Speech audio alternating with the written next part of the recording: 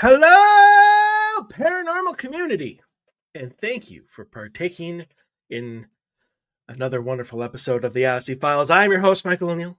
With me, once again, is my great Mr. co-host, Anthony Hernandez. Good morning, Anthony. Good How are you morning. doing? I am doing well. It is Good. good morning so far. Got the grass all clipped and Yep. everything, and now here you are. I, Yep. on the other hand, have had a completely different morning. Uh, I had an investigation last night, and then obviously came home and worked on the show. So I got to bed a little after 5 in the morning, and now here I am. So it's going to be another one of those where I start talking, and then I just kind of droop into nothingness for a bit. uh, I'm hoping to keep the motor running for at least an hour. You didn't take the caffeine before? No, and I do have some bottles of Coke out in the trailer, but I did not bring them in. Plus, I do plan on falling asleep to football all Yeah. afternoon, so there is that. But no, I did not take any caffeine. I have my normal bottle of water here, which I will probably partake in like once during the entire episode of this. Uh, So this is episode 350 of the Odyssey Files. I do want to announce though, really quick. So there's obviously a 90 episode disparity between the video broadcasts and the audio shows. And that is because I lost access to 90 episodes audio version. This was even before we were doing StreamYard and our video shows. I have now found those. So I have not uploaded them yet. In fact, I still have to change the RSS feed of our new network on our website. It says we haven't been active in that fashion since February. So seriously need to do that. and I've talked to August, who is the webmaster. He does everything. I've talked to him like 3 or 4 times, like, "Hey, we need to do this," and he's like, "Yes, it's not even that hard," and blah blah blah, and it's easy, and I can just show you how to do it, and then we never do it. That's on me, and I will I will get to work on it eventually. Such a disappointment. But so there's that. So those episodes will they're going to be out of order. I'm not going to go back and try to redo 250 numbered episodes. I'm just no. So they will just continue on. So like the first episode from way back when that would have been like episode 90 will now be 262 or something like that. So prepare for discontinuity for everything. But anyway, I digress. This is a very special episode, honestly, because we're going to do something that we haven't done before, like ever. And that is we're going to use, I guess you call them props. And I want to make this clear because I don't even know if this will show up on YouTube, because we are going to use, by all hop and circumstance, copyrighted material. And I want to announce this because we are not doing this for profit. We do not make any money on this show. We're not commercializing this. We're just using it to obviously make our points and have this discussion using these clips. So for anybody who, I don't know, has an issue with it, relax. Okay, just we're all right. But yeah, we are not making a profit off this. We just want to use them. Um, so with that said, 2 episodes ago, I would say 2 weeks ago, which is when, but who knows when people are listening to this. So 2 episodes ago, Anthony and I talked about uh, the screw tape letters by C.S. Lewis, um, which digs into kind of the demonic role that evil plays in our lives or could play in our lives. And so even though I've wanted to do this episode or this topic anyway for like a couple months now, way before you ever brought up the screw tape letters, I thought the opposite of what we did 2 episodes ago uh, was perfect timing for it, because this talks about obviously the concept of God in our role. And whereas the Screwtape Letters is a book, we are going to use the TV show Joan of Arcadia. For anybody who saw this show for the 2 seasons it was out way back in the early 2000s, good for you. It's an amazing show. And in case I forget later, it is available on YouTube in its entirety. All 2 seasons, every episode, no commercials other than what YouTube would throw in there, to get you to buy their sponsors crap, is all available on YouTube if you want to go and watch this. Because I told this to you, Anthony, to try to hype up the show and to get you interested in it, that the writing of it was absolutely amazing. Oh, I agree. It's a great show. After watching it, I really, it blows my mind that it got canceled, but I mean, I get their reasons why they did it, but just don't agree with them. No, and you won't, because we're good people and they're money grubbing sycophants. They had freaking wormwood on their shoulder, Oh yeah. telling them, we don't need goodness in our lives. we need sexy women talking to ghosts instead. But obviously the whole premise of the show revolves around a girl named Joan, high school student in the city of Arcadia, but it's a takeoff, obviously, of Joan of Arc, who, was chosen in the Bible. She's in the Bible, right? I've not read the Bible, so No, she is after that, but she's basically in that God comes to her in a vision and tells her to drive the English out of France, which is I guess he doesn't really tell her by any means necessary, but I mean it ultimately was fights and violence, and yeah. which typically is how, I mean, sadly, typically that's how the word of God is taken now. Oh yeah. He I mean, he gives you a goal, whatever it is, and then it's up to you to choose how to do it, and it's almost always involves death and violence and stuff like that. And I don't know why he's never come to me that I know of. I think that's the human thing. I think for the most part, like every religion that I've ever looked into is decent and good and is there.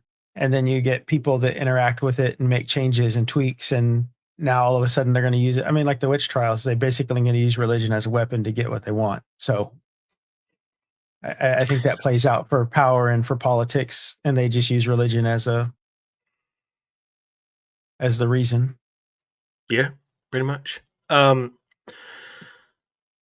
obviously, I mean, I think Joan of Arc is one of the,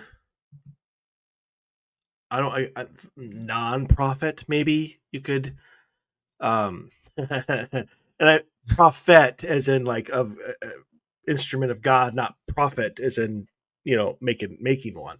But Yeah. I mean, like other such names, Moses, probably one of the most well-known names in the entire history of the human race. Uh, parting the Red Sea and blah blah blah, so the Jews can cross. And I think I have that right. Yes. Yay, go me. Um, John the Baptist, another one that um, he was chosen to be an instrument of God. And you were telling me, Anthony, that that's not really the high honor that uh, you would think that would be. No, most of the prophets, there's a handful that have decent endings, but I think it, like when I started looking into it, I thought, okay, you're a prophet of God, happy ending, everyone lives happily ever after. And yeah, that's not really the case. Uh, Moses, after his mission, basically he had a lifelong burden of rejection and persecution after he did what he did. Uh, Jeremiah, the weeping prophet, basically he was stoned to death in Egypt. Isaiah, cut in half by a king at the time. I don't want to butcher his name, so I'm not going to try to say that name. And John the Baptist, of course, was beheaded. Jesus Christ crucified. Joan of Arc burned. Um, I mean, yeah, there's just a long line of things do not end very happily for people who take that mantle. And do you think, not to get, because that has really nothing to do with the rest of the show, but I'm just curious if you believe, after doing all the research and stuff into these former instruments of God, like you would have some of the very devout people saying, well, that's their trial, that's their that's something that they I can't even say get over, because obviously they didn't, and they went bye-bye after that. Or, I mean, do you believe maybe that's because they interpreted the goal that they were given to by God in such a bad way that that's what the consequence was? Well, I mean, all of them accomplished their mission or their task that was given to them, or at least that they're presented as fulfilling that task. And this is just I mean, the ripple effect from what happened from it. You're of course not going to have people happy with some of these things, and there were, like I said, people trying to get power. And if you happen to oppose what they said, Isaiah, I think some of his reasons that he got killed was he was basically preaching against what the king was saying at the time, and you can't have that. John the Baptist was, I mean, even within the religious orders, there were like the whole axing and basically you're heretic if you listen to Hermeticism or Gnosticism. Those were all originally a big bowl of Christian beliefs, and even resurrection was in there until they knocked it out. But you had people who preached that stuff, and they were definitely dealt with very bluntly back then. And I mean, it really doesn't seem to have changed much, to be honest. You have people nowadays that could qualify for that title of doing stuff like that, and you get assassinated, diseases, cancer. I mean, just not really positive outcomes after you complete your task, other than knowing that your place is set going forward. I mean, that would be the ultimate payoff there, and I guess your happy ending. You know, I didn't clip this, but it occurs to me that there's at least one episode in Joan of Arcadia that almost tackles that exact same thing. And uh, he God comes to Joan, and he pretty much just says that she needs to keep uh, her I don't think he's the boyfriend yet at this time. Spoiler alert. Um, but she needs to keep Adam in school. So, Oh, yeah. pretty much. And that's it. And she has to come up with why or the way to do it.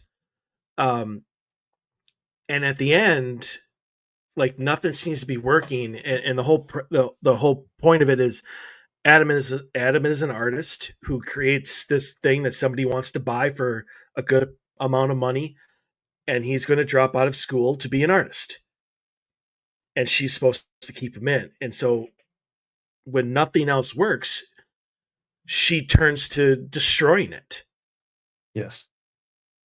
And And that's, obviously that I'm sorry, go ahead. I was going to say, that's the easy route to achieve the goal that you want is you eliminate it. So, yeah.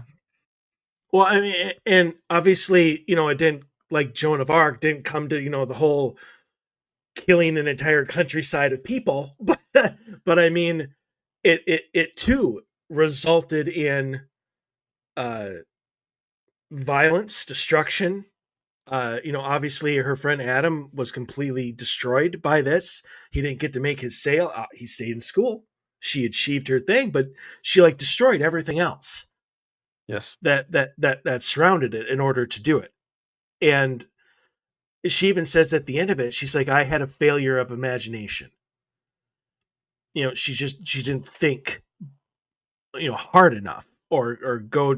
She just got frustrated and moved to violence, and moved to destruction. And so I'm wondering if that is a take on what happened to all these other prophets. How they also turned to doing certain violent and destructive things in order to create, to get this goal to be done. Yeah. Because originally, even Joan of Arc went to the armies and told them that they needed to leave or she was going to defeat them. And of course, back then they laughed and didn't take it seriously. So that's what they ended up fighting her and losing. So, Well, at least she warned them. yeah. I mean, who wouldn't listen to, a 20-something-year-old woman on a horseback telling all the men of an entire country that she's going to defeat them? Morons. I mean, um so anyway, let's is there anything on the prophets that you want to talk about? No, there's a few episodes in the show that actually touch on Joan of Arc. So I saw that they were trying to bridge that for anyone who didn't get the similarities in there. Like, how could you not? Honestly, I mean, Joan of Arcadia, it's in there, like Hey, it's in the name. I would the same reason that they picked Ghost Whisperer over this show because they thought more people would be more into that than history. I mean, history to me, history is a huge thing. Mhm. We're constantly reminded the failures of our past because we don't remember them. Oh yeah, we did this before and it didn't end well. Let's do that again. Yeah. Hmm. Yeah. Those who don't remember their history are doomed to repeat it. That is Yes. the the phrasing or stuff that a lot of people use. Um, so the general concept of this show is this: Joan, who is a high school student, has moved to the town of Arcadia with her family because her father um, has just gotten chief of police. He's been hired as their new chief of police, and she is, for all intents and purposes, approached by God. Um, we will play. I'm going to play you the clip here in a second of their initial meeting because I love it. It's funny. It's. I would say that this would probably be how it would go as well. Excuse me. Um, but throughout the show, obviously, each episode, he comes to her and he gives her a goal. Doesn't tell her how to do it. Just says, "I want you to do this," and that's it. And it's up to her to figure out, using her free will, um, how to achieve it. And the funny thing is that she never understands why. like we're gonna play. There's two clips we're gonna play from episode 2 as well, and the whole premise of that entire episode is he tells her to join AP Chem. Um, no reason why. Gives her that. You need to do this. You need to join AP Chem. First episode, she has to get a job at a very certain bookstore, um, which obviously you're going to hear in the clip.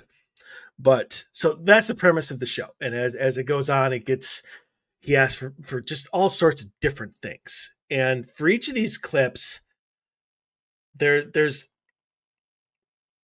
throughout the entire show, there's a deep sense of like life lessons that this god who completely changes character and whatnot throughout the show uh tries to teach her. And I think it's a teaching lesson for all of us because honestly, even though I never joined AP Chem, what she has to go through are things I think we all at some point in our lives have, and we've all asked these same questions without getting an answer. And to to have it kind of be answered, quote unquote. I mean, obviously, there's a woman who's writing it. We should talk about her here in a second. My apologies that we didn't. Um, uh, I think the answers to it make sense, and this is me talking here.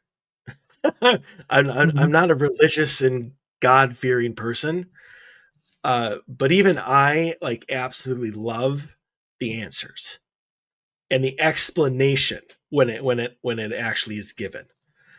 Um, and Cena laughs at me all the time because she keeps telling me shit, and I can't wrap my head around it until somebody explains it, and I'm like, oh, that makes perfect sense. So she just tells, but I need it explained. That's me. I may not be everybody, but that's just me.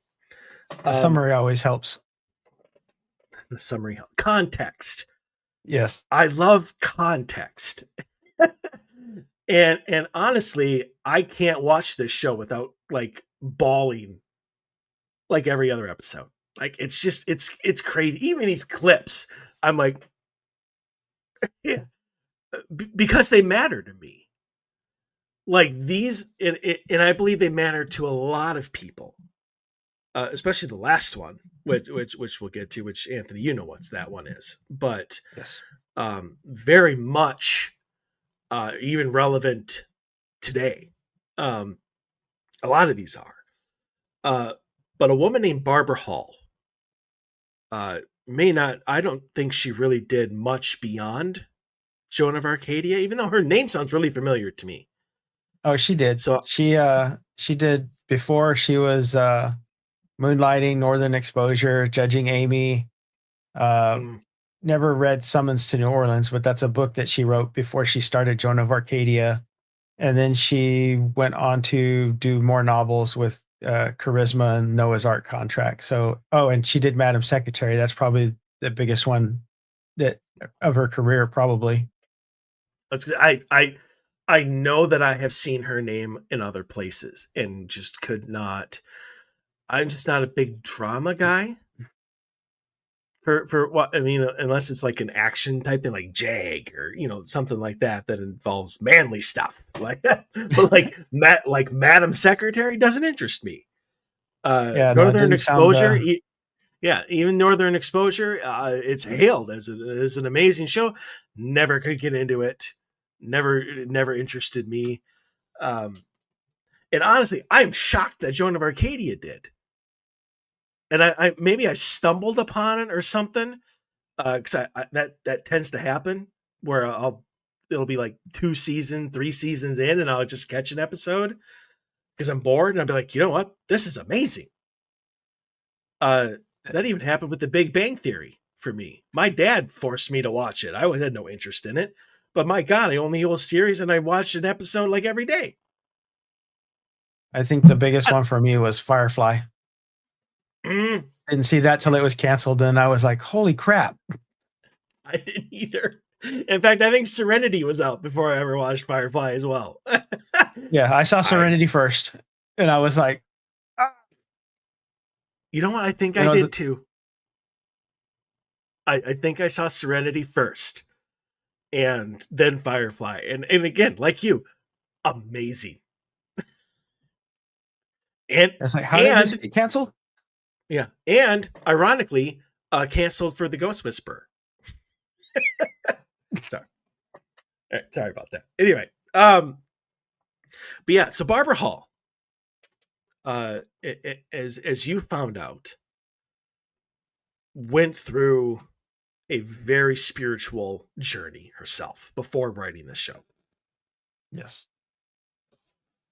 She basically, I guess she was raised Baptist, and she doesn't really say what exactly happened, which I was wishing she would have gone a little bit more into detail as to what happened to make her feel this way and what were her inspirations or what kind of what pushed her in this direction. But she basically said that she went to Catholicism. She tried different religions and basically landed on Catholicism because of the ritual, the mysticism, and just all the intricacies of the Catholic Church. Which, like, okay, but when she did this show, she wanted to present it in a way that it would appeal to everybody without naming a specific religion, which is why in the show he never really talks about any specific religion. He basically tries to stay as broad as possible because she thought and she thinks that basically they're all just pieces of the same pie. It all just boils down to the same. It's the same person at the end, which kind of makes sense. She's not But wrong.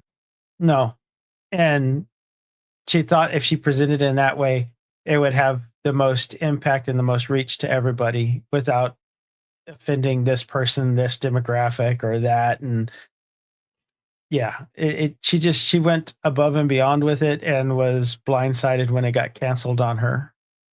You know, in the first clip that I'm going to be playing here in a second, it's actually part of that initial conversation that they have. She even says, "I'm not religious," and he's like, "It's not about religion." I forgot about that. Yeah, she does say that. I forgot they do point that out in the show that she tried to keep it very not one religion or another is the right religion. It's religion overall or the belief overall. And honestly, like throughout the entire thing, like he never asks her to do anything religious. Like it's never, I want you to No. go to church more. Like, or I want you, it's, you need to do something kind for somebody. You know, I want you to Well, join AP Chem. I want you to join the chess club. You know, like none of these things that she does have any sort of religious type of like specific, you know what I'm trying to say. Like there's no focus on yeah, religion in, yes. in anything. In fact, I don't think there's even a church in the entire series. Well, and that so Well, except for the one of the funeral. things Except for the funeral.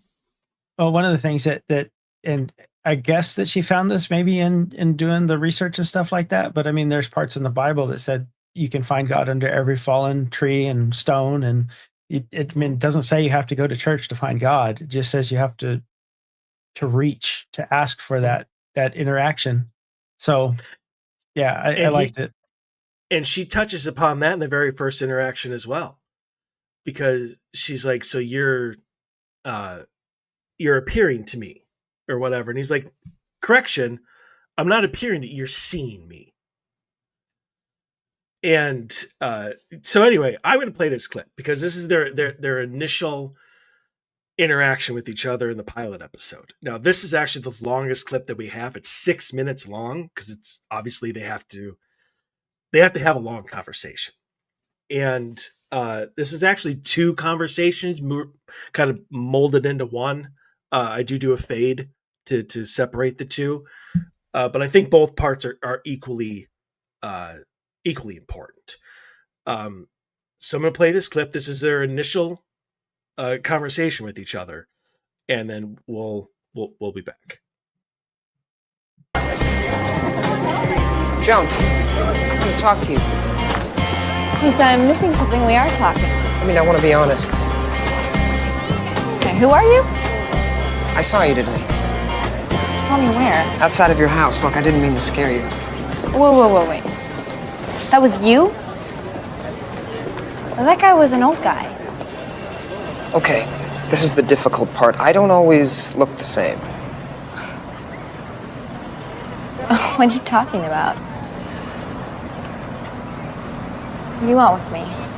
Because I gotta warn you, my dad's a cop. He's not just any cop. He is the cop. I know who your father is, Joan.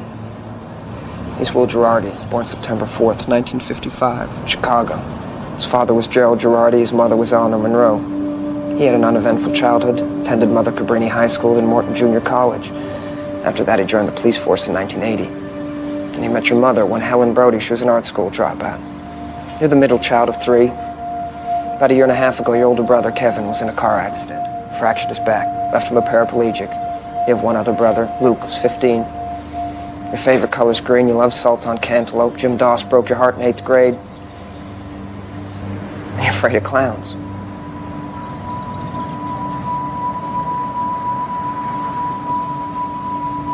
Who are you? I've known you since before you were born, Joan. I'll ask you one more time. I'm God.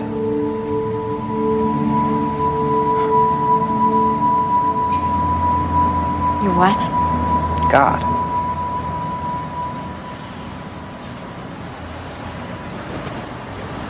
Don't ever talk to me again.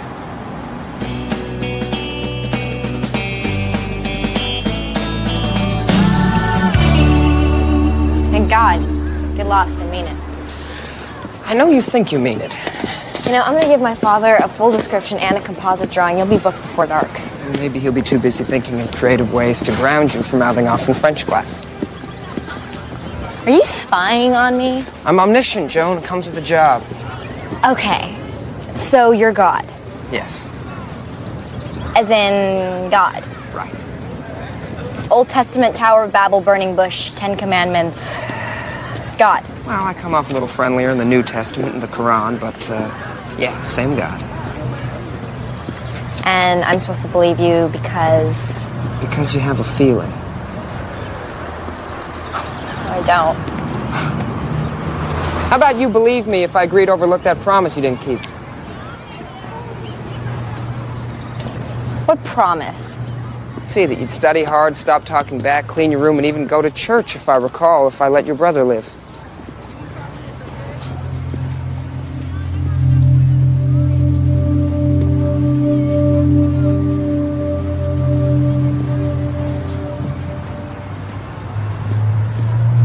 How did you know about that? Omniscience, look it up. So, you let my brother live and now you're here to collect. No. I don't bargain. That would be cruel.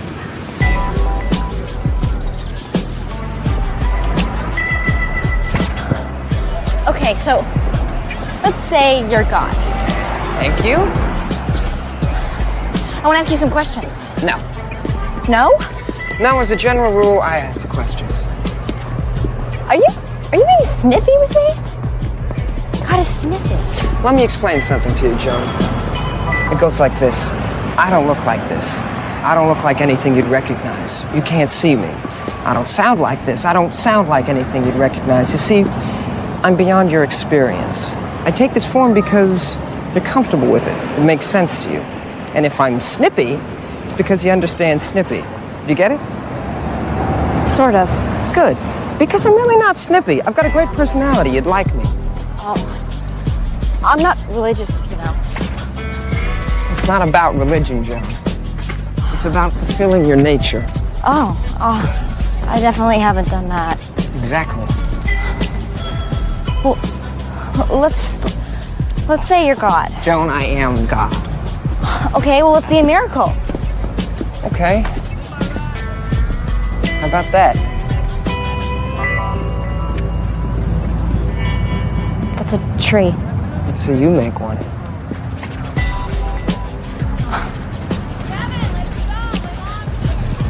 So, do you just go around appearing to people? Or... Minor correction. I'm not appearing to you. You are seeing me. Okay, fine.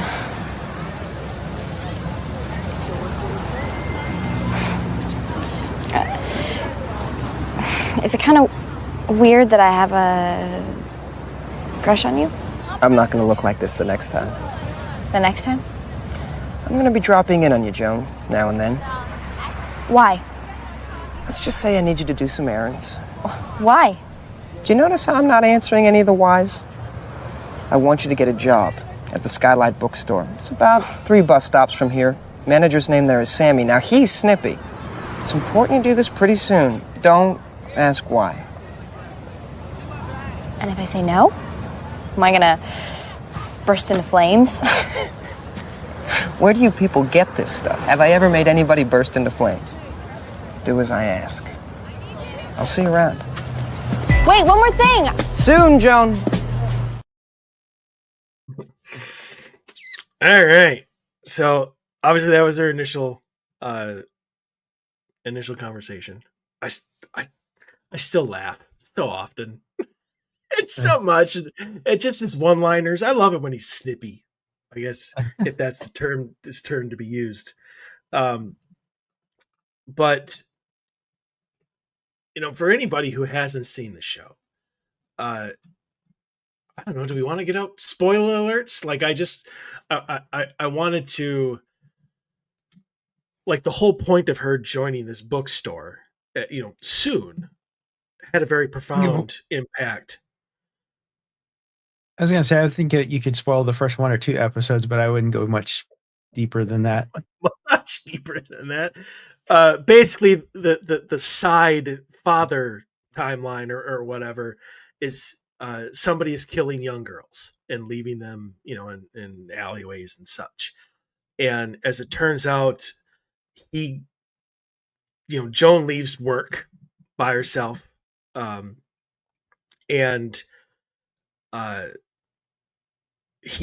this murderer or whatever tries to get at her, and she doesn't fall for it. He panicked, zoomed off, was picked up by the police for speeding, and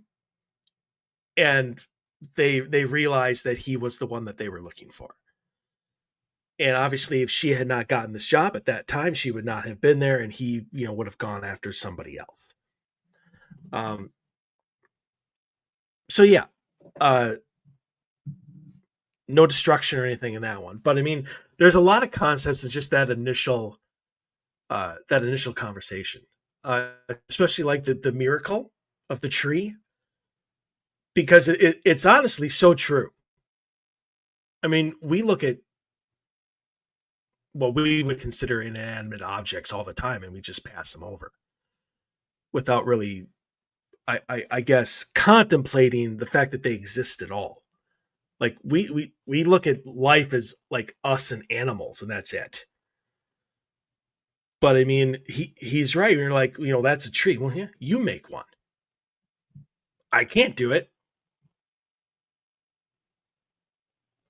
They also, which I just caught this time from watching it a second time, and maybe that's because I dug into it more after that. But he also drops the hint about making the deal with the devil. He doesn't deal because that's cruel. I don't bargain. That would be cruel. Yeah. And that actually goes right into the next clip from the next episode that they talk about. And I don't know if are we done talking about this one? We want to go into that next one, or it's up to you. There's a I was going to say, where did you want to go with it? As far as I try not to give anything away for the rest of the show, I guess. I think it pretty much speaks for itself. I mean, because we had talked a little bit, obviously, before the clip, about the whole, it's not about religion. It's about, fulfilling your nature.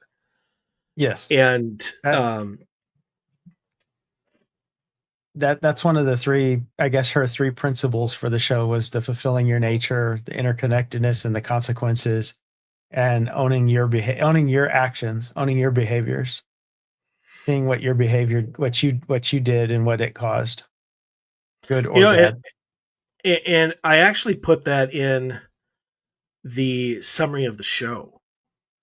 and you and I have had conversations before about people that that I know who, like, every success, and you see it in award shows and everything. I like to thank God. Like, everybody thanks God for their successes, and I have always been under the belief that, again, kind of just like the whole instrument of God thing. Yeah, the goal might be to be so good that you win an award, but you did that. It was your talent. It was, your hard work. It was, your uh, striving. It was your desire and passion for whatever you're doing that brought you to that point. Like, I have never seen anybody, up standing up at an awards thing or succeeding in something where they said, Jesus was right next to me, handing me, my apron, or whatever, or uh, you know, Jesus, interviewed me for the job, and he said, you got this. Like, and I can never understand that. And then when things go wrong, it's never his fault. It's Yeah. evil. It's something like, to me, you can't have it both ways. No, you can't. I would question the thing that pops in my mind is, especially with a lot of the award shows and stuff like that, is I would question the authenticity of their thanking God, or is this just something they think they need to say to check a box and move forward? Because I don't know. I've seen both sides of it. I've seen some people get awards or something and thank God and be like, yeah, not really buying it. And then you see other people who practice it every day, and you're like, okay, I believe what he's truly grateful. I It mean, comes off different. and politicians are beyond known for this. Oh, I yeah. mean, beyond. And I mean, to the point where you almost can't find a politician that it's not like God, God, God, God, God, God, God, church, Bible, family value, blah, blah, blah. And then they're caught for adultery, or they're caught for embezzlement or fraud, and they lie constantly to their you just it's so baffling to me. And uh and so I get it. So let's go into this next one, because uh Joan has a conversation with God, um about miracles, about doing stuff, about praying, and asking God for stuff, and how easy it's got to be. Um, and I think a lot of people, including myself, like, there are times when I'll be like, it's praying uh, for stuff, and it just never happens. And see, that's Um, when you refer back to the whole, like, the screw tape letters. Are you praying for the right reason? Are you praying for something? Or are you praying for yourself? exactly. And then if you're doing it for the wrong reasons, it's turned off. So You lost that connection. Yeah. yeah. And or does God hear it, and he's like, I know what your intention is, and that's not what we do. And honestly, that actually kind of gets brought up in a subtle way. So I'm gonna play this clip, obviously a lot shorter. But so yeah, this is from episode 2. Why don't you just let the parental units buy you a car? Oh, I suppose you'd let them buy you a car. Duh, any normal person would.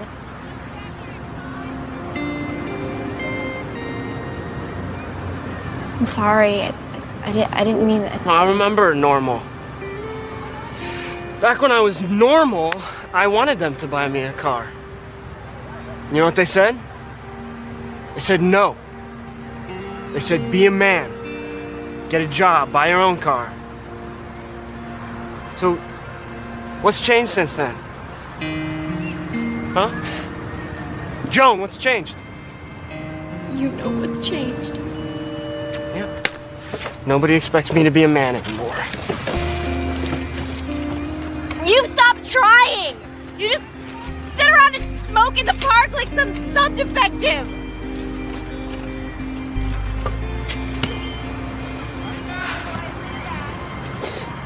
Why are you crying? I got in a fight with my brother. Because he doesn't try hard enough? You heard that, yeah? I hear everything, Joan.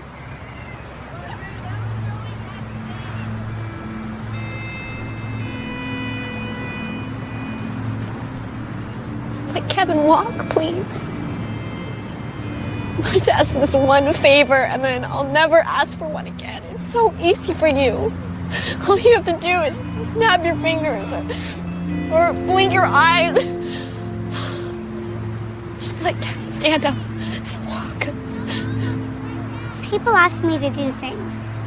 Big things, little things, billions of times every day. What do you expect? You're God. I put a lot of thought into the universe, came up with the rules. It sets a bad example if I break them. Not to mention, it shows favoritism. Why should one person get a miracle and not everybody else? Can you imagine the confusion? It's better when we all abide by the rules. No miracles. Miracles happen within the rules. That's why I came to you. To perform miracles? You're an instrument of God, bound by the limit of time and space. Perfect. Can I have my ball?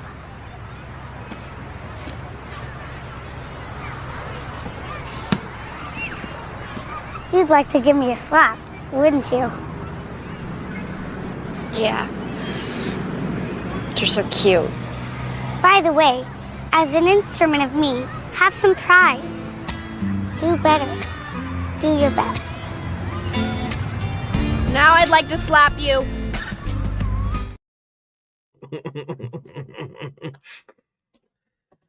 Here's the only thing, and as many times as I've watched that scene,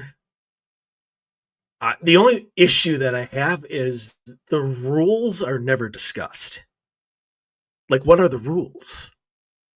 Like, I think that if we knew what the rules were, we would probably be able to abide by them a lot better, or at least understand, what can be done and what can't. Well, they gave you the 10 Commandments. You think that's the rules? Well, I think that's, I don't know. You think that's the basics of it, but yes. Honestly, I never thought of that. That the 10 Commandments would be the rules. Huh. I'd have to think about that. Because, I mean, some of the rules, I mean, it's like they're offshoots of what could be. Like, they get more specific as opposed to general. Like, thou shalt not lie. Okay. Be honest. Like, that's not a hard concept. But, like, thou shalt not covet thy neighbor's wife. Like, that's very specific. As opposed to thou shalt not lie, which is really all encompassing and just be honest. I mean, why not say something like, thou shalt remain faithful or something like that? That's a deeper question, because faithful to Exactly. God, faithful to yourself, faithful to, there's a lot of interpretations that you could make with that. I mean, the same thing with the commandments. You could, like, you're going to be honest about something. How do I look today? You look ugly. Oh, yeah, that's going to go over well. Yeah. So, you know what? You know what? If that's the answer, maybe you shouldn't have worn that. Or ask somebody else. Because, something could be ugly to one person and be, a wet dream to somebody else. Yes. So it's I all mean, in the eye of the beholder. It is. And honestly, excuse me, everything that deals with that is in the eye of the beholder. It's how you interpret everything. And that's the whole point of free will. You make the decisions on how you interpret things. But I mean, even in that clip, she wasn't asking for herself. She was asking for her brother, but still it can't be done. Well, And he didn't say it couldn't be done. He said it couldn't be done the way that she was asking. Within the rules, it could be done, which I think had the. I won't say that. I don't want to give away a spoiler, and that's a big one. So no, I won't say that. I was going to say I think there could have been an outcome for her brother that would happen later on, and the show continued. That's very all true. I'll put. Very, very true. I mean, you have medical advancements. You have all sorts of things that can be done as God puts it within the rules. Yeah. And so typically everything that I have comes one clip from a different episode, but this one had two, because this next one I think is very, very important, which is at the end of this episode. And basically Kevin gets a car. The brother gets a car made for people in wheelchairs, made for people who can't use their legs. So everything, is up on the steering wheel. And this is also the episode that we've mentioned a couple times where God tells her to join AP Chem. And, she's not a good student. And so like there's a great scene between her and the principal, or the assistant principal, where he's actually like literally trying to talk her out of it. Are you insane? You're no longer in AP Chem. And obviously she does it anyway, and she doesn't know why. And then he doesn't really do it very often during the series, but he actually explains to her why he had her do this. And I think that goes to the point of the first two seasons, which, you had said is about developing a trust in God. If he tells you to do something, trust that this is the best, the thing that needs to be done, as opposed to all of these whys. Why do I have to do this? Why does this matter? Go ahead. So before you play the clip, I was going to say, after digging into it, they present the principal as someone who's basically been broken or succumbed to the other side of this, which is interesting looking back onto it and thinking of the conversations that he has with people also. So I found that interesting. Yes, I remember that too. Like God is talking about him with Joan, and honestly, one of my favorite scenes is when God is a substitute teacher in the school. Like that's the role that he's playing at that in that time of the episode. And the assistant principal actually comes up to her and he's like, "Shouldn't you be in class?"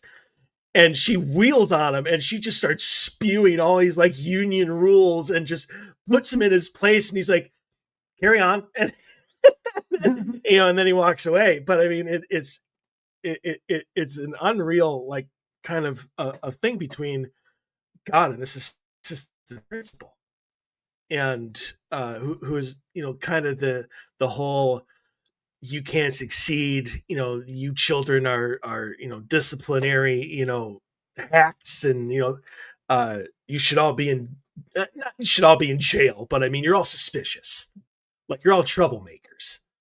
Oh yeah. To steal the line from Back to Future, you're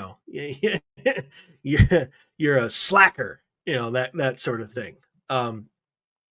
But so after everything that happens in this episode, Joan has another interaction at the end of it, which I think is very profound, because I don't think we think about it in such broad terms as to what our actions do.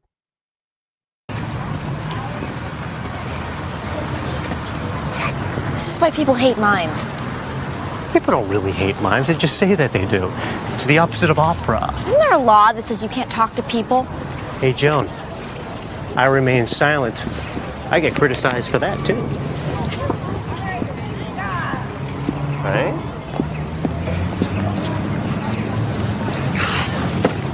God. I'm not getting it. I joined AP Chem, so what? You have to do what you want, obviously, you're God. I don't get it. AP Chem brings Adam Rove into your home, where he tells your mother about a car in the impound. Now your brother has a car, get it? I got Kevin his car? Me working through you, working through Adam, working through your mother, working through your... Can you stop all this? It's very distracting. What Kevin does with that car depends upon his own free will, which is another reality strand.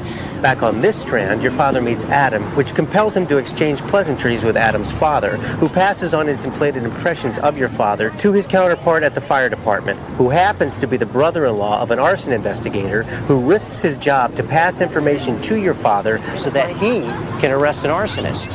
Wait. I caught an arsonist? That's just on the Adam Rove reality strand. How far does this go? All the way, baby. Always for the better? Better is how it works with me.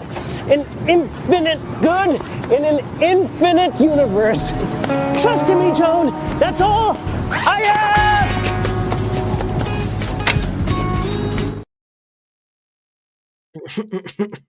The miming notwithstanding. And I know people who are listening on audio obviously won't see that, but yeah, this is one of those episodes you should probably look at the video version of the show. But I want to take this step by step because he's so many things that it is so true. And the very, very beginning, before he even gets into the cause and effect, is he goes, "When I'm silent, I get blamed for that too." Yeah. And it's true, and he does. He absolutely does. And I think that's when people, what they call it, a crisis of belief or crisis of faith. Yeah, crisis of so faith. to speak. Yeah. A couple times popped into my head since we've been, on this section of it. Garth Brooks' song "Unanswered Prayer." Where the whole thing of the God's greatest gift is the unanswered prayer. And I have definitely been victim to that, where you just want something so bad. The question comes is if you're patient enough, or if you realize that once that time comes when you see it as not, he didn't answer it, but not answering it was the answer that you really needed. And that goes against everything I believe in. That's okay. Or currently want, I guess you could say, because it's so difficult to know what is truly important and what isn't a lot of times, between what you want and what you need.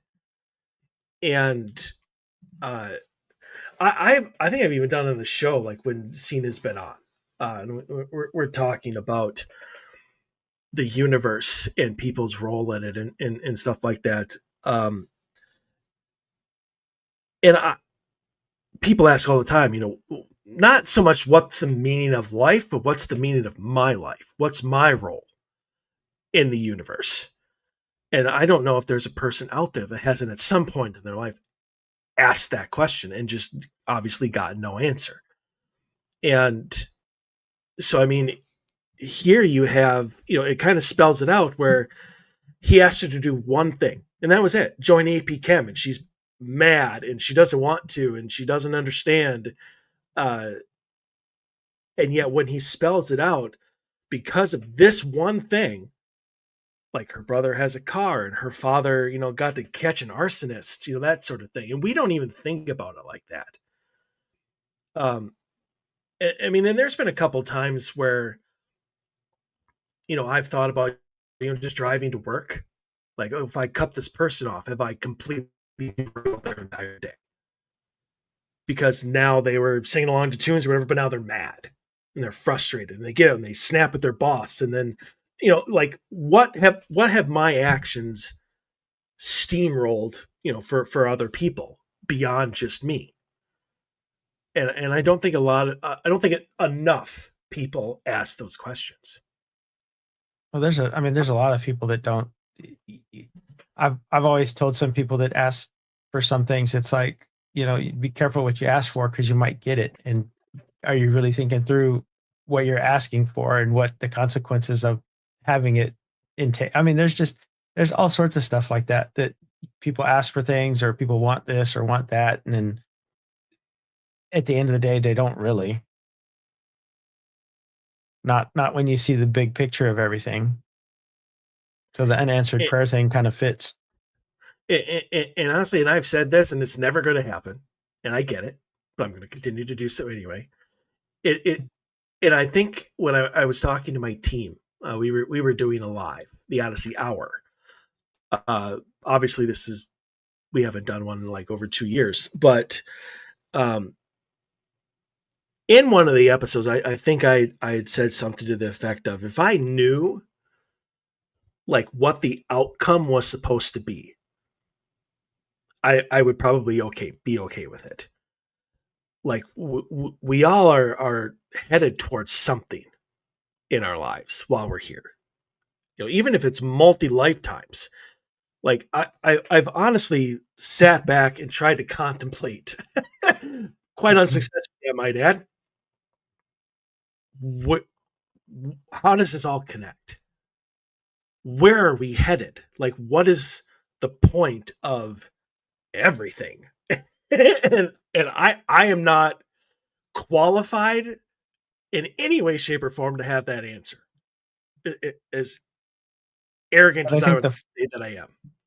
I think the first part of having that answered is being able to ask that question and seeing that there are the connections there and that things are connected and I think that's a big part of it. You're gotta, I forget where he talks about that it's stages. You have to be ready for the next thing.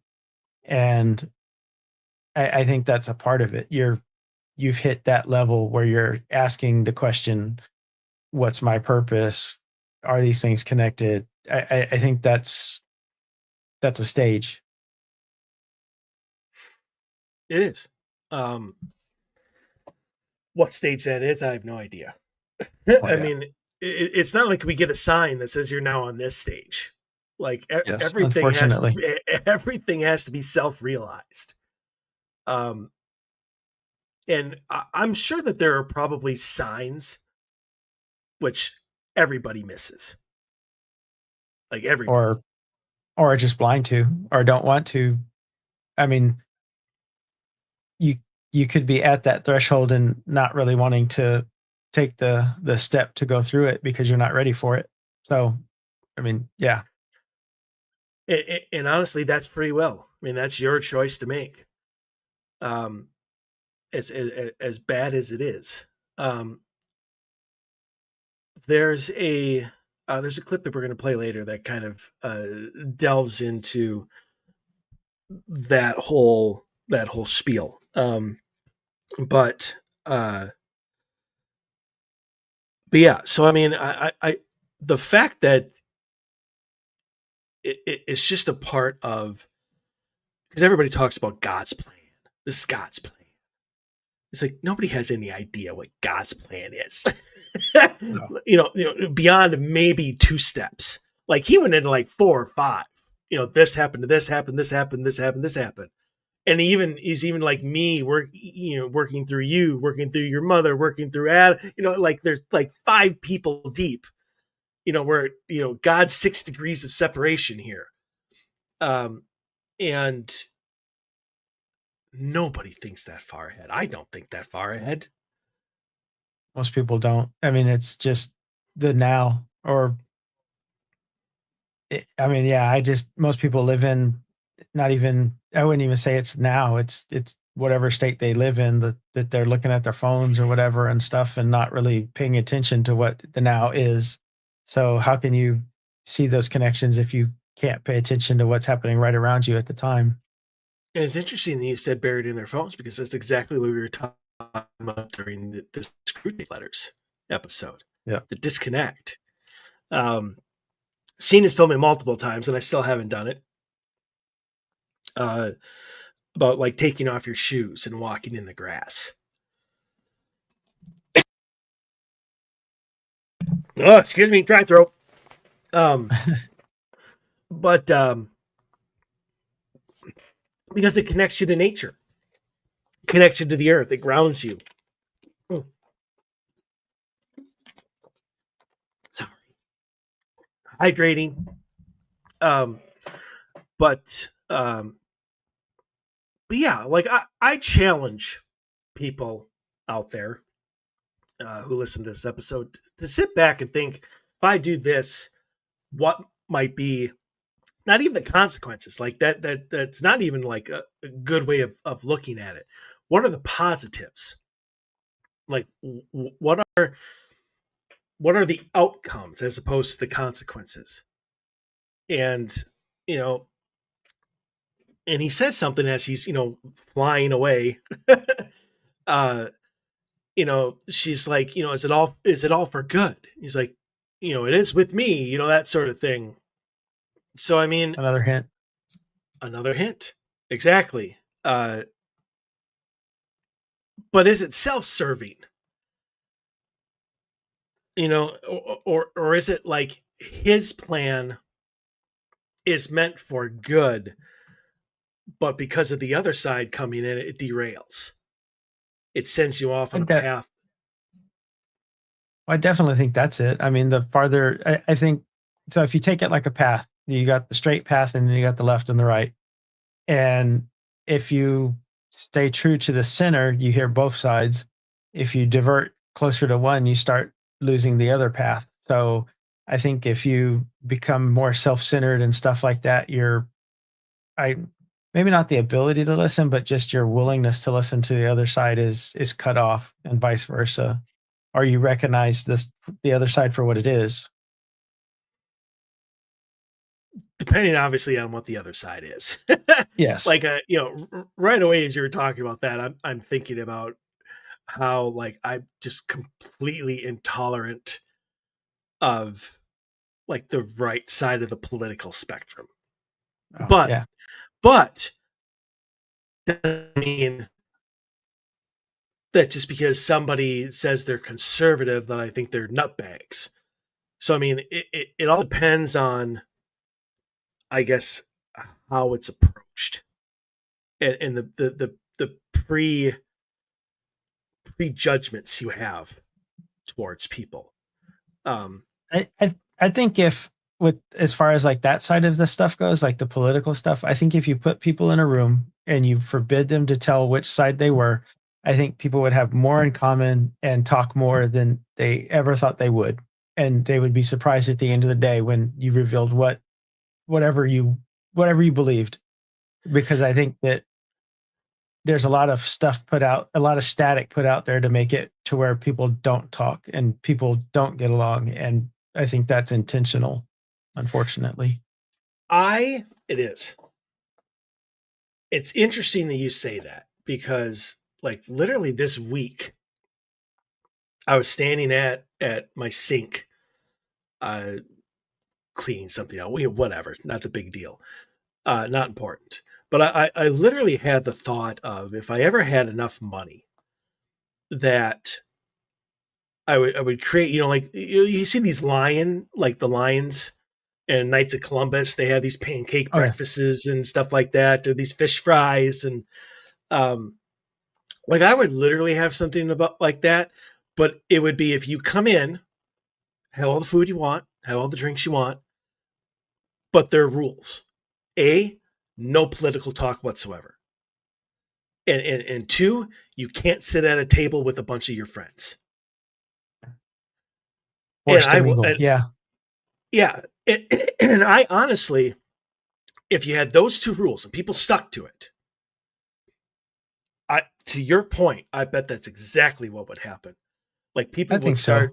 people would start sharing stories of their kids and stuff. But it's so hard nowadays, because even if like you had people from opposite sides of the political spectrum and you didn't know it, and you started talking about your kids being in Little League. Like, one of them is going to make some offhanded comment about how he can't believe people get participation trophies. Like, somebody is going to make some political comment, and then they're going to be at it. Like, somebody. Like, and so, but I honestly, I would love to try that and see if you could bridge those commonalities that people no longer even consider. And like I can't like drive if all the people in my neighborhood had their garages up and they were like emptied, maybe there's a car missing or whatever, half of them would have humongous Trump banners in their garage. Like, I've seen them.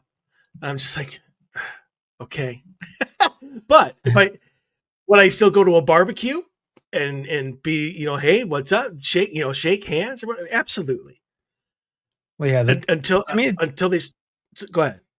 I was going to say, to me, that the political well, I don't know who poisoned it or how it got poisoned, but that is like drinking poison right there, trying to intermix with that thing, which is crazy and sad because that didn't used to be the way it was. It just you look at like some of the religions talk too, and it's the same way. You this way or no way, and it's like shouldn't really be like that, especially with a lot of the religious beliefs. But the political beliefs, like I said, they used to talk. Everyone used to get along, maybe not agree on everything, but you'd work it out and you'd come to an agreement and do something that was beneficial for both sides. Now it's this way or no way at all. And it's like, that is such a terrible way to run anything. You're just destined to screw things up at that point. I mean, and even if you try to, even if you're the one that's like, I agree with the other side, this needs to be done, this is a good way of doing it, you can't have that. You get demeaned. Oh yeah. You're not really on this side anymore. You're over there. Like, it's I'm sorry, go ahead.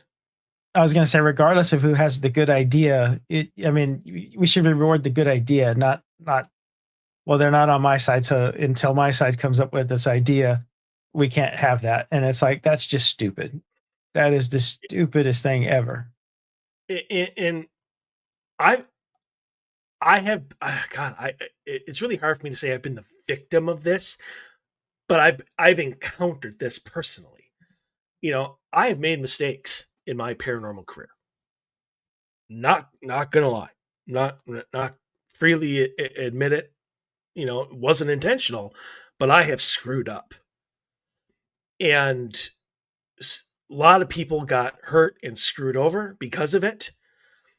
But even to the people who didn't, even the people that had nothing to do with nothing, can't even associate with me without everybody that did jumping all over them. You can't do that. Look what he did to me. You can't associate with him. Look what he did to me. And you need to be on my side, because if you go with and associate with him, you're not on my side. Yes. And that's exactly what is happening with all that now. Yeah. And you're either on this side or you're not. Yeah. And there's no bridging the gap. There's no bridge to even be made. It's just a chasm of darkness that, even if you attempt to like throw a rope over, if somebody comes along and cuts the rope because it shouldn't be there. It's crazy, and honestly, it needs to stop. Just all over. I'm not talking like what I've experienced. I just mean in general. Everybody just needs to understand that we all want the same thing: happiness, yes, ease in life. The issue has always been, how do we get there? And I don't know the answer to it. Again, not qualified, but there are people that can and should know the answer to this. But I want to move on, because now we're dealing with like everything that we've kind of been talking about has been somewhat positive, and so you know, and that's good. But there's also a lot of negative that happens to Joan throughout the show that she has to deal with. And about midway through the first season, the goal that God gave Joan was simply do something kind for somebody else. That was it. That was the only thing. That was her goal. And come to find out, she's on the bus. She sees a woman crying. She remembers what God said. She's like, "What can I help you? You know, what's your issue?" Not as harshly as that, but you know, what's your malfunction, soldier? But turns out that she's a single mother. She's a waitress. She's got to work, and there's nobody to watch her son, who I think like 8 years old. So Jones remembers what God said. And she's like, "I will babysit." And I think for like free or just for like a really cheap price or something like that, to try to do something kind. Come to find out that this woman's son, name is Rocky, has cystic fibrosis, and he's obsessed with death, because obviously he knows he's going to die, and he's kind of made amends with that, but she hasn't. And so, and he's an adorable kid, smart as hell, and so she's found this out, and she's on the bus for the first ride home, and God comes to see her on the bus, and they have this conversation, with I think is very very profound.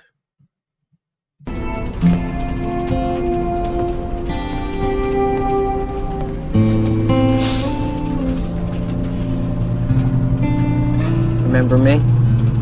Why all the familiar looks? During the greatest hits, starting to get a little pleased with yourself. You see me the way you want to see me, Joan. Like right now, you're mad at me. Maybe you feel safer to be mad at me when I look like this. You have a lot to answer for, buddy. Nobody asked to be born. So we all get to die, and then everybody we love dies. Yeah. That's good for you. Joan, there's nothing I could say about that would make sense to you. A lot of what happens here really sucks. So much for your perfect system. Can you see me being really mad at you right now? Yes. Why does it have to be so hard? What specifically? Being alive? Let's start there. You wish you weren't alive? No, I don't know. I wish it didn't hurt so much. It hurts because you feel it, Joan. Because you're alive. You love people. That generates a lot of power, a lot of energy. Same kind of energy that binds atoms together. We've all seen what happens when you try to pry them apart. So if I don't get attached to people, then it won't hurt so much. No, it's in your nature to get attached to people. I put that in the recipe. It's when you guys try to ignore that, when you try to go it alone, that's when it gets ugly. It's hell. It's hell, like the hell. Oh, look, your house. Go on, Joan. People are waiting for you.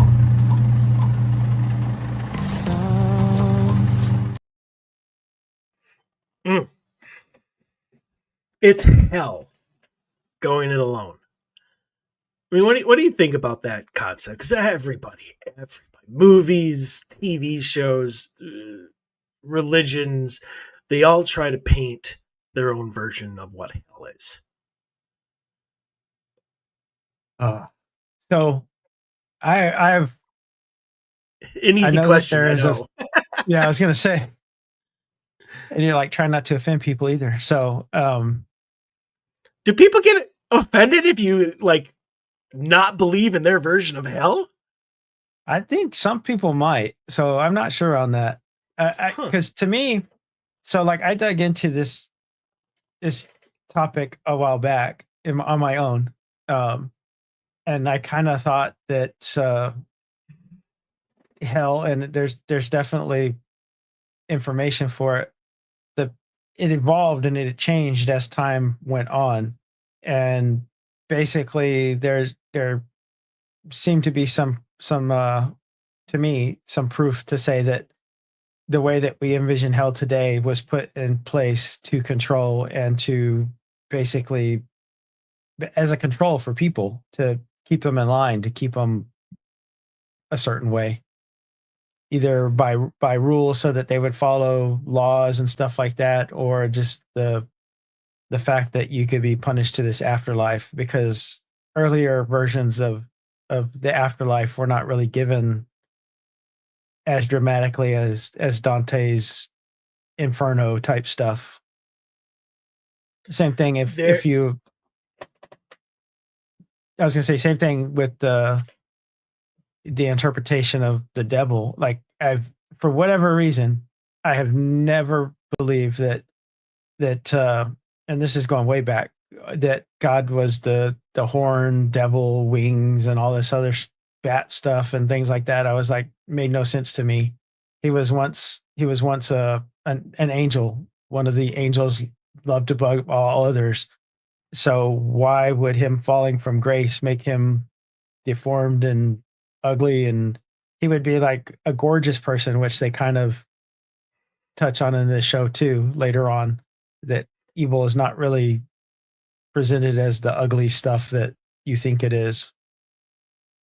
I thought the show Lucifer, which I love the show Lucifer. It's so amazing. If you've Yes. never seen it, please do.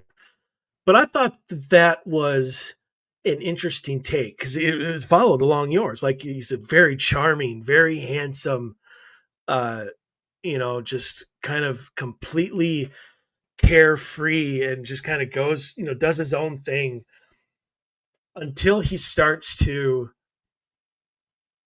kind of self-actualize. Until he starts feeling like that monster. You broke up now.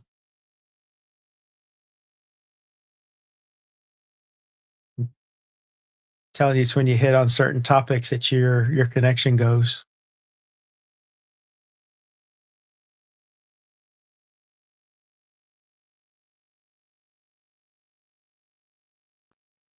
Sorry. I don't know if you talked or if that was silence through that entire thing. Part of it I talked, I was like, it seems to be depending on what subject you're talking about. Like you start talking about government stuff or God and stuff like that, and you're out.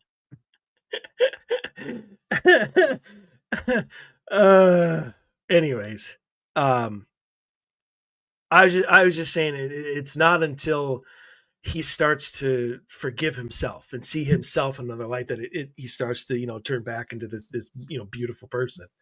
But I I kind of go along not with the whole Lucifer thing, but I'm kind of the belief of that your hell is self actualized. Yes. And if you die feeling like you're completely alone, then yes, that would probably be what your hell is. That you are just completely alone. Um, and I personally, for me, I think it's going to be that I'm in a swarm of people that I can't understand. Like they're all speaking a foreign language, and they're all talking about me right in front of me, and I can't understand them. Like that probably my hell. But I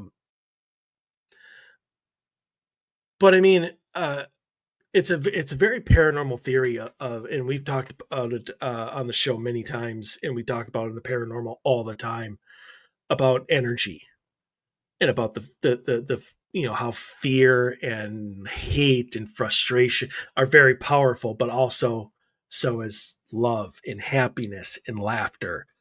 Um, and you have to be careful about what you bring into an investigation.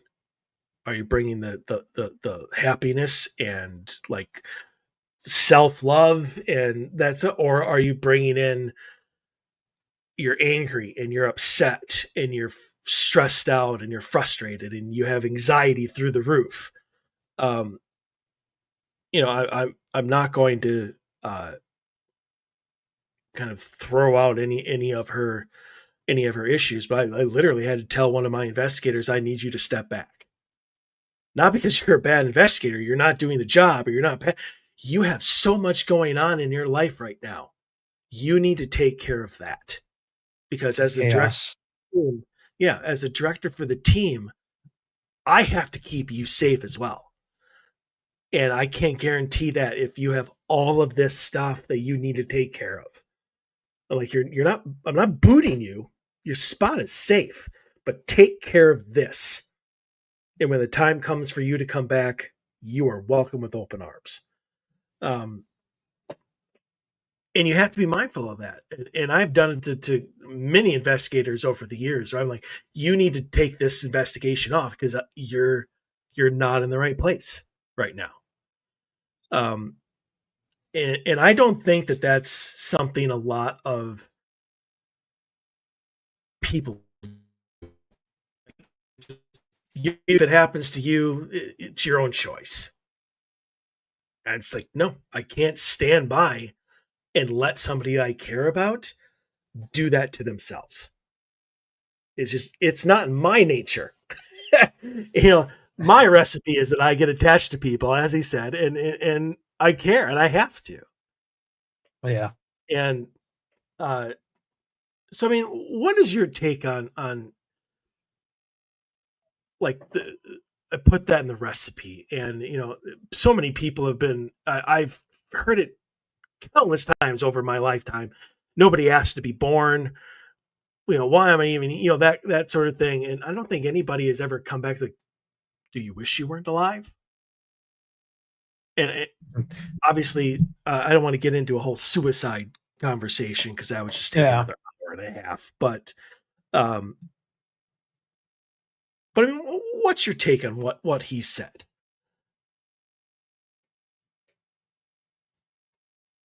Yeah, I'm trying to remember what the exact wording that he said now. Because I got Which sidetracked with the part? other thought.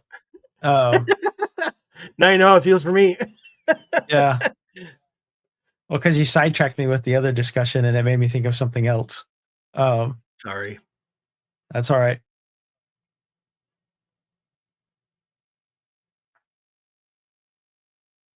God, Don't I worry, we lost can it. be I here all can't. day. Yeah, I Okay. was gonna say. I I've mean, is it the recipe thing? Is it love and energy? Is it everybody that we care about is at some point going to die? well, I mean, death really is. I don't know. It's inevitable. It's no one lives forever, as far as we know. Um, so I mean, that's. I guess it's coming to terms with that. I guess, and being comfortable with it, because obviously the little kid was comfortable. He knew what was going to happen, and he had accepted it and had moved on. Which I think if you like, I so one of the things that I've seen with a lot of paranormal stuff is like I've only seen it a few times where when there's activity or something like that, they've never asked them why they haven't moved on. Were they afraid to move on? Was it they did something or they thought they did something that would send them to the other place? So I, I don't know. I think it's kind of realizing and accepting and knowing that you're not going there, I guess, as far as hell and stuff like that is concerned. I will say that I've asked that question many, many, many times, especially if I'm in, like Ashmore Estates or Edinburgh Manor. Why are you still here? You're not sick anymore. I'm like, you don't have to be here. And I'm like, are you afraid of being judged? For the things that you have done. And I have asked that tons of times. I didn't so much last night. I didn't so much ask, "Are you afraid of being judged or whatever?" But like there's a spirit at the location that hangs out in the basement. Like that, he just feels like that's like where, I mean, he resides or whatever. And it's not a nice basement. I mean, dirt floor and cement and mortar. I mean, it's an 1800s or whatever basement. And I'm like, why are you still? Why are you down here? I'm like, why is this where you stay? And yeah, I got an You get answer from answers though. Cena. Not really. I mean, not in the form of Yeah. evidence. I had been there so many times. Usually, I don't let, if a medium is with me on an investigation, I do not let them answer for the spirits. I need equipment. I need for EVP. I need something from them specifically that tells me whether it's yes or no, and then confirmed, or unless it's an EVP, obviously. But I've been to this place so many times, and this was, it's like Cena was with me, and then Amy is also meeting, but she was with Scott Cameron last night. I let her answer, certain questions. I'm like, okay. I mean, she's silent to let them answer if they needed to, and I'm like, all right, what are you getting? And not to get off track, but I mean, it was good to hear that he doesn't necessarily stay there. Like, he does go upstairs to the upper floors and stuff like that. So that was good to hear, honestly, because I could not imagine thinking that I deserved to be in a dank, dark basement for eternity.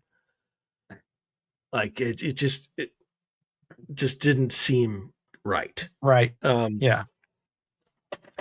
But I do like the fact of, like I had said earlier, that he talks about how love, creates this, energy, that, this force, and it is. In fact, I think Cena said that last night. Said something about love being more powerful than anything negative or whatnot. And I think the alone thing is probably dead on. And I know that there are people out there. I've done it. I felt it every once in a while. You just feel so totally by yourself. Yeah. And honestly, to everybody out there, to anybody who feels like they're trapped or they can't get out because there's nobody beyond their current situation that's going to be there for them. Not true. Oh yeah. Nobody. I just, let me just say this really quick. I don't think anybody for any reason is past the point where nobody could ever care. Even strangers care. It may not seem like it, but it could, or it does. Hell, you can either ever reach out to me. I'll be there. I care. I may be asleep, but when I wake up, I'll get back to you.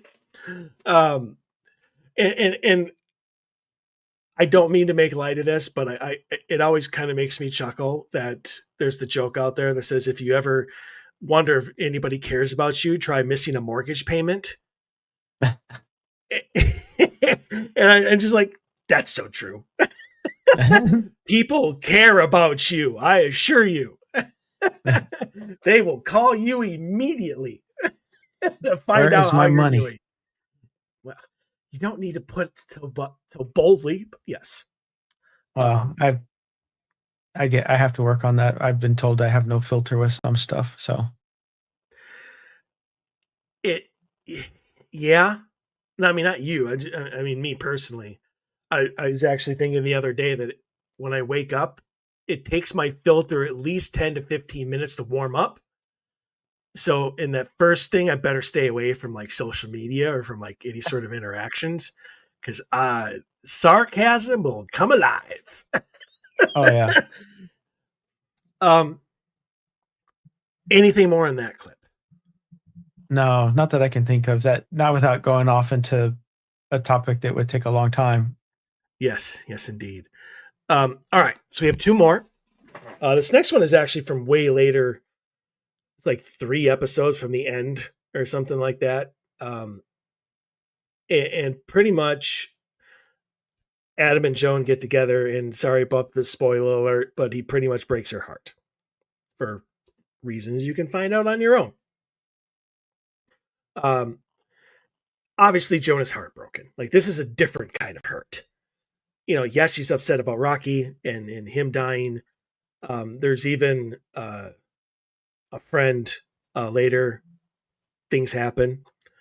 But she's on the bus again, gets on, and there's God waiting for her. And they have this conversation. You said you'd find me, no matter how I got lost.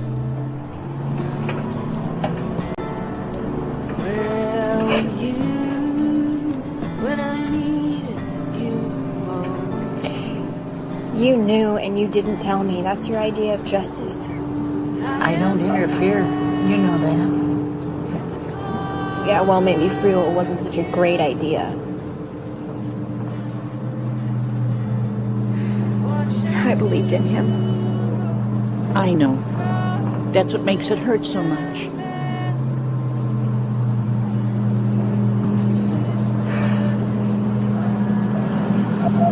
What did I do to deserve this? Nothing. This isn't punishment, Joan. It's simply part of being alive, of being involved, of loving.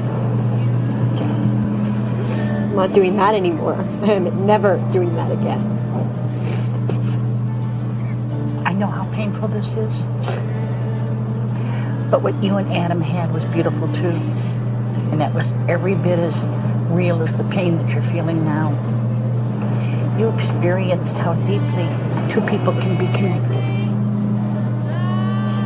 So what do I learn when someone I trust destroys all of that, huh?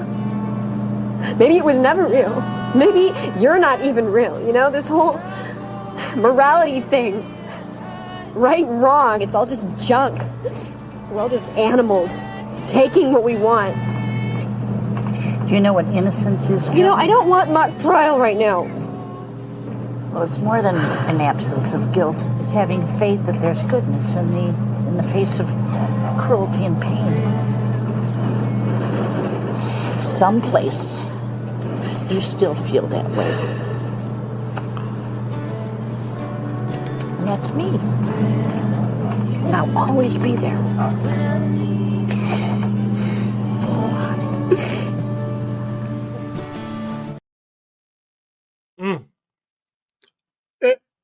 Here. Sorry. That one hits close to home for me, and I'm sure for a lot of people.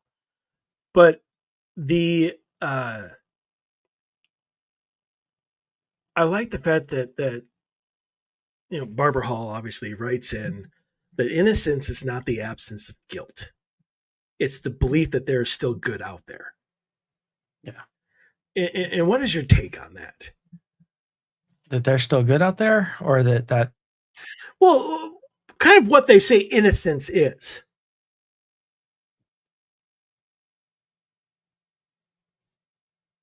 I mean, because like a lot of people in the paranormal, like Dave is hugely he's against kid spirits. Like, he doesn't think that they exist because kids are innocent. There's no reason that they should be on this plane if they've passed over, because they haven't done anything wrong. Like, they haven't done anything to be judged. They're innocent. So, I mean, can you be our age, not saying what age that is, and be innocent? I think so. I mean, I don't. I do think there are child spirits, but I do too. Yeah, I was gonna say, and even if it's not a child spirit, like, I've heard multiple things where people appear as they were when they were in their prime or something like that. So who's to say that they don't want to appear the way that they want to appear because that was the time in their life that they liked the most? So to me, that I know it's used, I know it can be used a lot against you and by benevolent things, but I do think that there are genuinely small spirits and stuff like that. I don't know. I do. I feel that there are. So, and as far as innocence goes, yeah, I mean, I do think that people lose what we would call innocence, I guess, at some point in time because of other people's actions and stuff like that. But I still think you retain a bit of that innocence there. You're just not naive to it anymore. So it kind of changes how you look at things. Maybe not everything is flowers and stuff like that. Like if you've been burned, you know the signs to watch for.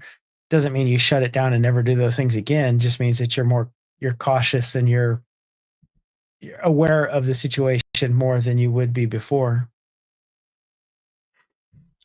So I think it's still innocence. Yeah. I again, I guess I didn't particularly put into context or consider like everything that happened last night and how it's like mirroring what we're talking about now until like right now. Because even last night, the spirit in the basement um, got to talking about why he was standoffish, like why he was just wanted to be left alone and that sort of thing. And we got to uh, through Cena, obviously. So take it with whatever grain of salt you want, but uh, like he hadn't been visited by his wife, who was obviously long passed as well. And I asked the question like, there, since Cena's here and you could talk to her, uh, are there any topics that you would like to talk about? Because we always talk about why you're down here, blah blah blah. We always ask some inane questions that we don't spirits don't have any sort of interest in. And even though I don't particularly ever get an answer to this, I'm always constantly asking, what are the topics you would like to discuss? Because I can do that. I would be more than happy to discuss a topic you would like to talk about. And his wife was one of them. What he wanted to talk about his wife while he was obviously still alive.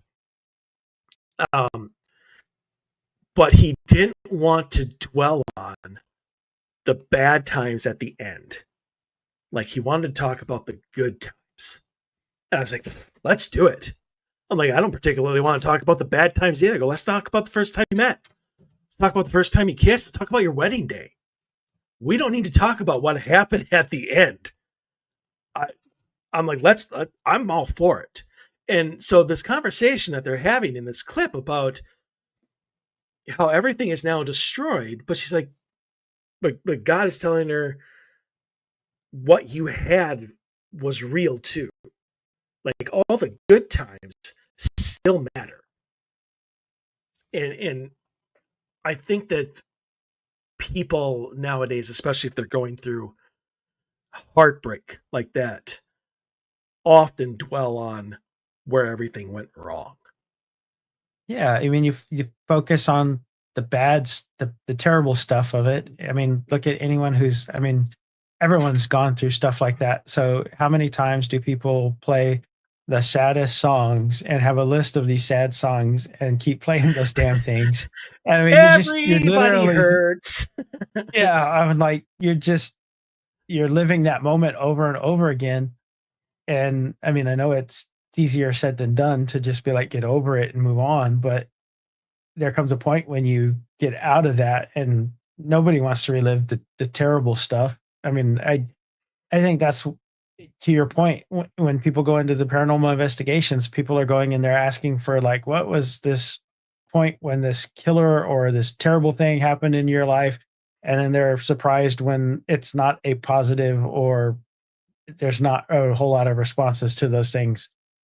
I think y'all said it the best, and you're the only person that I've ever heard, I think, say it was the people who provoke and stuff like that, like, what, it's not demonic, which I never really thought a lot of those were, but it made sense because if you go into someone's house and you just start raising hell and cussing at somebody, they're going to get aggressive with you. It's going to escalate. It's same thing. Makes perfect sense to me. And it would be that way in the afterlife as well.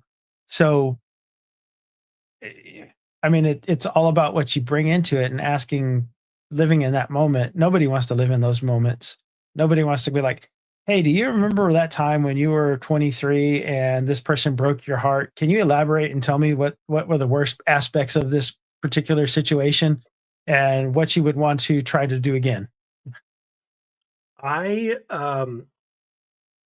the very first investigation, home investigation that Odyssey ever did was a home in the southern cities, kind of out in the on the farmland, uh, multiple acre property with horses and barns and stuff. But one of the former homeowners documented committed suicide for whatever reason. Um, Down in his shop, he had a separate shop kind of down the driveway where he did car repairs and stuff like that. I had an investigator. It was his first investigation and his last investigation because he thought that it would be the best way of doing it if he went into the garage and provoked the suicide victim. And like I said, last investigation he was ever on. Like, not happening. And there are people who, in order to get that thrill, in order to get the spirit to interact, to come out, to attack, whatever, they have to try to force them to relive the worst moments of their lives. Yeah, to me, that is equivalent of like road rage. You're basically inciting road rage in a ghost. And it's like, yeah, it's a terrible way to do something. The best way, and it's so difficult. Honestly, it's so much easier to piss somebody off than it is to try to figure out what makes them happy. And so to those people that have those mentalities, I get it. I absolutely 100% don't agree with it. And if you want to take the easy way, be my guest. But trying to figure out people's happiest moments, the things that they care about and are passionate about. And yes, it's going to take a lot more effort, but I think you're going to get much better results. And you get a more genuine result too, I think. Well, there's that too. Yes, absolutely. Why would something answer you honestly if all you did is piss it off? Exactly. And so to everyone out there who obviously has or is or does in the future experience heartbreak, yeah, we get it.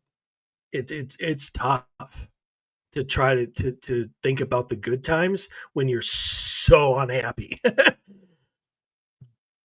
But try it. Just because somebody broke your heart doesn't mean that they didn't care about you or still don't. People make mistakes too. Some can be forgiven, others can't. I get it. But it's always a choice of how you emotionally and spiritually deal with it. And I know it's easier said than done. Oh my God, is it easier said than done? But again, and this goes back to, you're not alone. Not at all. No. There are people out there that understand wholeheartedly what that feels like, as bad as it feels like. So, okay, final clip. I think most profound out of everything that I've played so far, because it still hits close to home. And that is because it deals with school shootings. And so in this episode, he pretty much tells Joan she has to ask out this guy at school to a dance, the spring formal, I think it is. And he is like the definition of the troublemaker, always angry, always acting out, always in the principal's office, getting suspended, blah, blah, blah, getting in, that sort of person. He's just always not a good person. And nobody wants to hang out with him. Nobody wants to talk to him. Nobody wants to deal with him whatsoever. And now she has to ask him out on a date. And for a while it works. She just needs to ask him out on this date and observe. Just observe. And then obviously at the end of the episode, he goes back into this, you're all against me. Nobody, just he can't accept that somebody like Joan would be interested in him. Can't do it. And so he does the ultimate thing and he brings a gun to school. And she talks him down. Gets him to surrender the gun, and he's arrested. And in the aftermath of that, he has this conversation, or she has this conversation.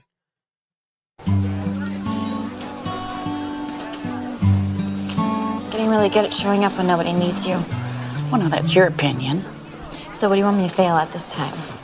Now, what makes you think you failed? You did exactly what I asked you to do. You observed. And what good did that do anybody? Ramsey's going to jail. Adam hates me even more. Observation is a more powerful force than you could possibly reckon. The invisible, the overlooked, and the unobserved are those that are most in danger of reaching the end of the spectrum. They lose the last of their light. From there, anything can happen. Okay. Fine. I observed Ramsey. His life is still ruined. His life wasn't the only one at stake. What do you mean? There's Laura Eason, 9th grader. She plays the flute. She would have been one of the first to go, coming out of orchestra at the wrong time. And Andrew Bayer, he would have tried to save his friend Lawrence Stasi and lost his life. And Gavin Price, and 3 other students in the cafeteria, and Mr. Harvey, and Miss Smith in the library, and finally, Steve Ramsey himself. And for each of these faces, Joan, there are 12 more whose lives would have come to an end today. Lives altered forever by you, by the simple effect of being present, by entering the light, by joining the dance.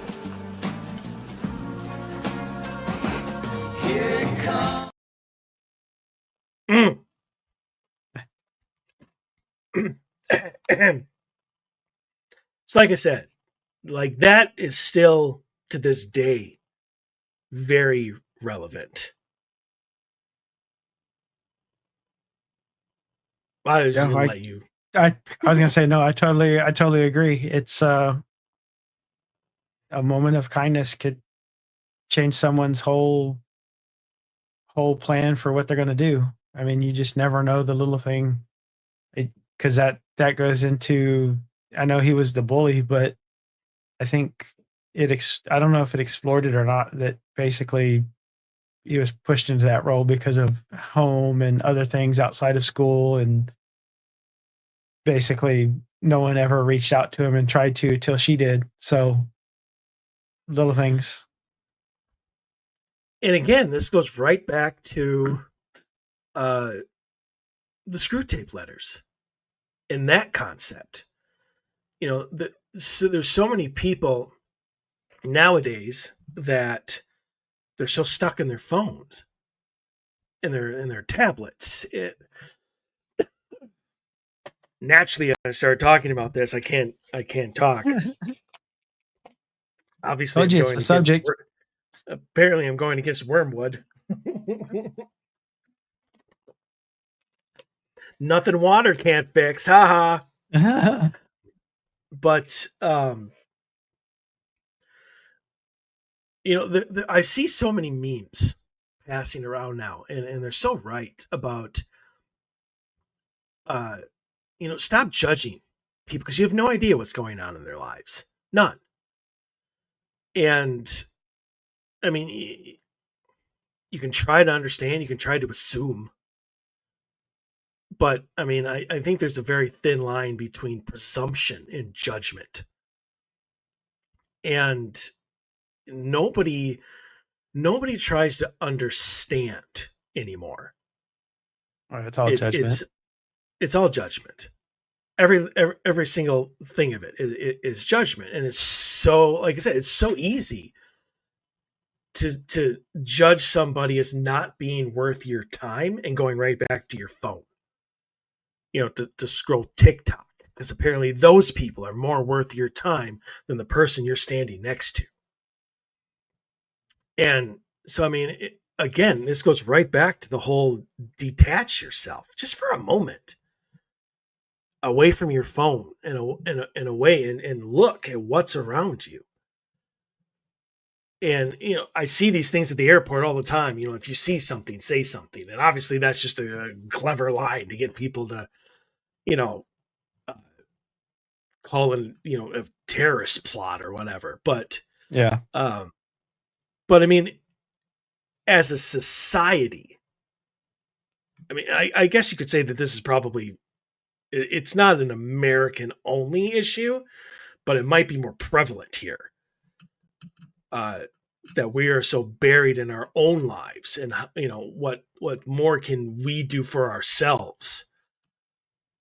No, I think And that's I think it's pretty universal, at least amongst the big nations. And I think most people don't stop for a second, look in the mirror and think, what would you do, or how would you want to be treated? You wouldn't want someone to say these things to you. And I don't know, the kindness route is the hard route now. For whatever reason, it's easier just to tear somebody down rather than to try to build them up.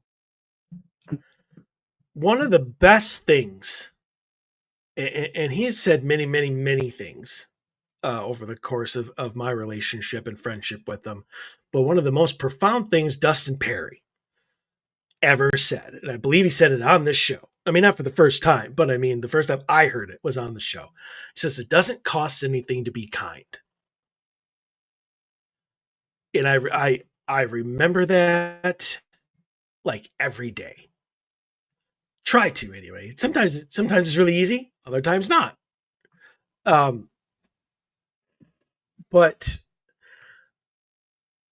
the fact of, like, the people who get passed over, the people who nobody wants to deal with for whatever reason, whatever judgments they've been passed, like, those are the people that go to the end of the spectrum, that find their light dwindled out. And I can see that. As sad as it is, I absolutely can see it. Well, yeah, you step on someone enough times and eventually they think that's where they belong, and they lash at some point. Everything's going to lash out. You can only mistreat an animal so long before it's going to bite you. You can only, I mean, yeah, it's the same thing with people. You can only mistreat them so much before they becomes a point where they snap. And really, I don't know. I think if you're doing those things to people, you're just lowering their defenses to other influences, and you're making them feel worthless is not a positive thing. I don't remember where this was. Where I should say where I saw it. I think it was probably on one of the 24-hour news people, and they had a therapist or psychologist or something like that on, an expert in some sort of something. And it was right after a shooting. This was a couple years ago now. But the person pretty much said that there are people nowadays who, they want to be remembered, and they don't care how. Yeah. And so they do these horrific acts because then they're remembered as a monster. They're remembered for this horrific thing that they're doing, but they're remembered. Yeah, I think I can't remember the official stat for it, but I know the FBI came out many years back and said that they advise, like, the news places and stuff like that to not to glorify this stuff and not put it out there. And, like, yeah, we don't listen to that. We didn't listen to that because like they'll say their name like 15 times, and Oh, they'll I, show photos, even if it's yeah, wrong, even if it's the wrong photo, they'll still post it immediately because that's what gets ratings. yeah, and that's just a terrible, terrible way to do stuff. There's ways to there's ways to do the stories and report on those things without acknowledging the person who did it. And if someone really wants to know all those details, there's definitely they can dig deeper and look in the news stories and stuff like that. But putting it out on the news and playing it every day, it I think is negative. I think it just encourages someone else to be like, my life sucks. What can I do to make an impact and make a statement? And then they see this news story that's airing for the 15th time in that day, and there you go. I, Yep. yeah, I can be completely forgotten, or I can be remembered for this. and that would be And that would be another thing. I think they need to quit stigmatizing people with mental health issues because I think everyone says if they have a mental health issue, you're a crazy person. We lock you up, whatever other stupid stuff like that. And it's like, no, I think someone who can't cope with the breakout is having a mental issue and they require some help. Not that they're crazy or the whatever. They're just, there's a period or a point and the stumbling point that they need to get past and they need help with it. And there's a lot of people out there that are afraid to reach out for stuff like that because of the stigma that comes with it. 100% agree. I mean, there are just people who, you know, through probably no fault of their own, just get lost. Maybe they're pushed, off their path or whatever, and they just get lost, and they don't know they don't know what to do. They're depressed or whatever. They suffer from anxiety because they're not doing what they're not fulfilling their nature. Doesn't mean that they're crazy. No. I mean, and that is a mental health issue, which can be, I don't want to say easily overcome, but you can come back from that. Like Yes. mental health does not equal mental disease. Correct. And I think people see it as one level and one level only. And like, no, it's a very complex and it's a very involved subject that I don't think people spend the time to try to find out more about. And I don't think people even reach out for help because I don't want to come off as someone who would need the help in the first place because it's been so stigmatized by what everyone says about it. Agreed. So we're done. It's all the clips that we got. But I mean, honestly, what I take away from this show each and every time that I watch it, is inspiration to not only fulfill my nature, but figure out what that is. Because that's a journey as well. Like, it's not so like, oh, I got to fulfill my nature. What is my nature? Like, that's a journey people need to go on themselves. She definitely made the show to ask for you to make you ask questions and make you become involved also. So like I said, yeah, I I can't even I don't even really see the logic in why it was canceled or money, man. Just money. yeah, I mean That's all I it know that's is. what it is, but Oh, I agree. I think the show even now would probably be very profound, and it would do very well now as it did in the early, probably better now. I think these are lessons, but they're words and inspirations that I think a lot of people could use more now than in the early 2000s. no, I agree. Yeah, I definitely think it is like I said, I watched it when after you told me about it and it I mean, some things may be dated, like the phones and stuff, but overall, the story still plays well, and it doesn't age badly. So I would definitely, if anyone's interested to watch it. It's definitely worth it. Yeah, and like I said, it's on YouTube for free. The only thing that you'll have to contend with is the commercials that YouTube throws into it, but otherwise, all 2 seasons are right there in their entirety. If you're looking for any sort of inspiration, if you're looking for any sort of maybe a new way of thinking about things, and there's so much more to this show than what I played. I played 6 clips out of 2 seasons. So and each episode I think really has a kind of lesson to be learned, some sort of advice for just human nature that is out there. So yeah, I just we need to do better. We need to try harder and do better, do our best. I'm trying to figure out exactly what she said in that second clip. But we need to have a little bit of pride. I mean, honestly, yeah, we may not be able to have one-on-one with the divine entity known as God, but we can all give ourselves these goals and figure out how best to do them. Like, we can all do better. We can all take pride as instruments of God. Yes. I mean, because if you want to believe Cena, we're all the same person in the humongous tree of the divine. So when we do better, he does better. Not to make it sound like a pyramid scheme, but that would be hilarious, actually. If the whole divinity was just a pyramid scheme. Anyways, but yeah. Well, Anthony and I will be back next week, unless we get completely canceled because we use copyrighted material.